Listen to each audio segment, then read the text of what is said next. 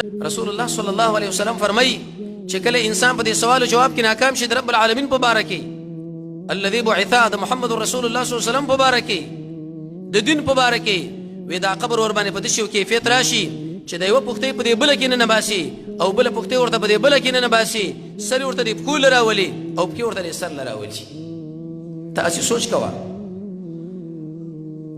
رسول الله صلی الله علیه وسلم فرمایي نه نوی ماران په دې انسان باندې الله عز وجل په دې قبر کې مسلط کړي اقرا هغه مار ته ویل کېږي چې د زهر د وجې نه د هغه په سر باندې بالکل د سر ویکتم نه یو مار که چېرته دنیا له راغی او جناب نبی کریم علیه الصلاة والسلام فرمایي یو پوکې په کتو کې یو سای ویستله په دې څلور کونج دنیا کې به چېرته شین بوټی بېرته پیدا نه شي دومره صح حالات سره زموږ ستاسو مخامخ کېدل دي دومره د یو دهشت زیات سره زموږ ستاسو مخامخ کېدل دي لیکن چې کله انسان په دې قبر کې کامیاب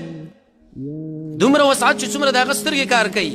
او دقه ملایکو ورته دا خبره وکړي چې اوس ته وده شه په شان د هغه اول واده والا اول شپې د واده والا چې خپل اهل هغه راوچتوي او بل څوک نه خپل خاوند راوچتوي بل څوک نه رب العالمین به په هغې دنیا کې به تا دې خوب نه راوچت کړي او جنت په طرف باندې روان کړي لیکن چې دشمن به هغه حال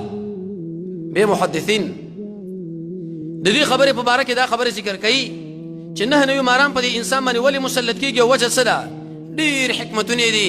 یو حکمت دا چې دې ظالم د رب العالمین د دې نه نوي نومونو نه انکار کړی و هغه منل نه یو خو هسې په خوله باندې دي چې موږ یې ټول منو زړګي ورته تسلیمول نه دقه منل مهم دي نو جزا من جنس العمل نن به د نه نوي ماران په ده باندې مسلط کېږي او ګروزونه جناب نبی کریم علیه الصلاة والسلام فرمایي داسې ګروزونه چې کله یو ګروز دې غر له راخلاص کړی شي هغه غر به زره زره شي زما ته بدن به ورته څه او په داسې یو کیفیت باندې ملک به در باندې مسلط چې هم د هغه سترګې کار نه کوي هم یې غوږونه کار نه کوي هغه انسان چې د هغه سترګې کار نه کوي چې په کوم ځای ګزار درکړي او هغه انسان چې غوږونه یې کار نه کوي چې څومره فریاد کوي هغې د سره ته اوري نه وال او بیرته به یې جوړېدل وال او بیرته به یې جوړېدل تاسو سوچ وکئ د آدم علیه السلام نه نیولې تر اوسه پورې څومره خلک په دې قبرونو کې څومره زرونه کلونه پې تېر شوي دي او په دقې عذاب باندې دا مسلط دي الى یوم القیامه قیامت به څه وخت راځي څه معلومات دی دا خلک به په دې قبرونو کې پراته دي او دغه ماران ورباندې رب العالمین مسلط کړي دي چې یو مار چېرته راشي په دنیا کې او پکې غوندې وکړي دې وخت کې دا شین ټول بوټي د منځه ځي او هغه چې د هغوی دا سحر د دې ویښتونه خالي ده د سحرو د وجې نه او هغه چې داسې ګروزونه ورسره دي چې کله غر پې ووهلی شي هغه زره زره کېږي او هغه ملک چې د هغه سترګې هم کار نه کوي او د هغه غوږونه هم کار نه کوي او شکل یې په دې شکل دی صاحب د مرعات د رسول الله صلی الله علیه وسلم هغه روایت جمع کړي دي چې د هغې غاښونه داسې دي لکه د شډل غوی ښکري او سترګې په دې کیفیت باندې دي لکه د قلعې دیګونه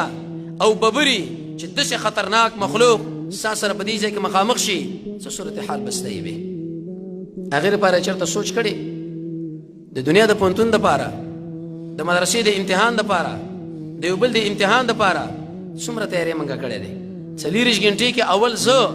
بیا دلته کې دا ناس ملګري چې موږ د قبر د عذاب نه د بچ کېدو دپاره داسې وقت یو پرچه یو سوالونه مو ځانله جوړ کړي چې په دې وخت کې موږ ورباندې دا سوچ وکړو دا سوچ ورباندې وکړو دا هغې دنیا کې ورباندې موږ بچ شو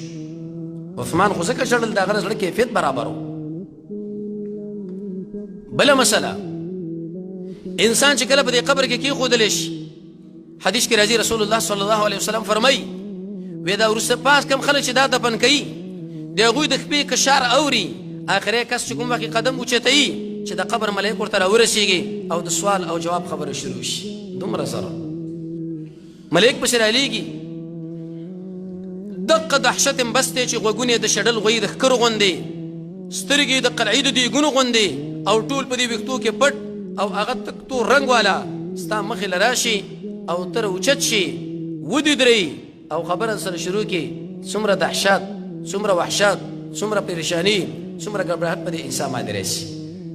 د رب العالمین په باره کې پوښتنه کېږي د رسول الله صلی الله علیه وسلم په باره کې پوښتنه کېږي او دقه شان د دین په باره کې پوښتنه کېږي چې اسلام آخر څه له ویل کېدو اسلام څه شی و اسلام دا و چې اوس مسلمان وایم دروغ اسلام دا و چې هم زه مسلمان کوم دوکه